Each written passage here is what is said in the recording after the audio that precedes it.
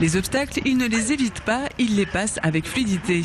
Tous font partie de l'association Saïmiri Parcours. Le Saïmiri, c'est un petit singe agile, rapide et qui se déplace toujours en groupe.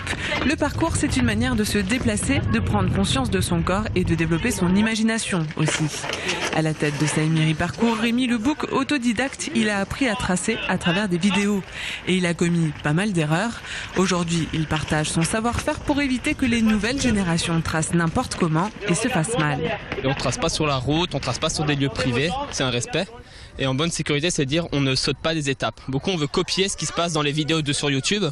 Et donc ils font tout de suite des trop gros sauts, ils se dépassent. Ils font des sauts qui ne sont pas en leur technique et ni dans leur physique possible. Donc nous on apprend à travailler les bases, à marcher sur une barrière avant de sauter dessus, à savoir réceptionner avant de savoir sauter tout simplement. Moi j'ai fait énormément d'erreurs comparé à ces jeunes qui n'en font pas. Donc moi je ne savais pas sauter, je ne savais pas grimper et j'ai appris ça. Peut-être que eux ils n'auront pas les mêmes problèmes que moi, à mes chevilles, à mes genoux. L'association naît dans le Haut-Rhin en 2012. Ils sont aujourd'hui une quarantaine tous les samedis après-midi, âgés entre 8 et 44 ans. La discipline fait fureur pour la façon de bouger en elle-même, pour ses valeurs aussi. Le parcours plaît même aux moins téméraires. C'est la façon de bouger, ça me plaît. Déjà que moi je suis un petit peu peureuse, alors passer au-dessus des murs, tout, ça m'amuse un petit peu.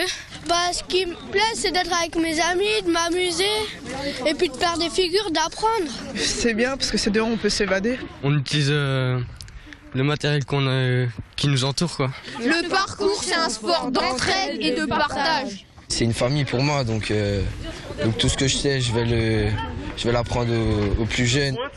Un moyen pour les plus anciens de retrouver une seconde jeunesse. On retrouve un peu les sensations qu'on avait quand on était gamin, qu'on sautait partout et qui font partie après des interdits, on va dire. Ça se fait plus quand on est adulte. Je trouve qu'il y a une sensation, une forme de liberté en fait qu'on n'a pas dans certains sports. Déjà, on est toujours en extérieur, on change de spot tout le temps. On est obligé de s'adapter aux différents matériaux. S'adapter à ce que l'environnement met à disposition, l'association se déplace sur de nombreux spots à Mulhouse et environ.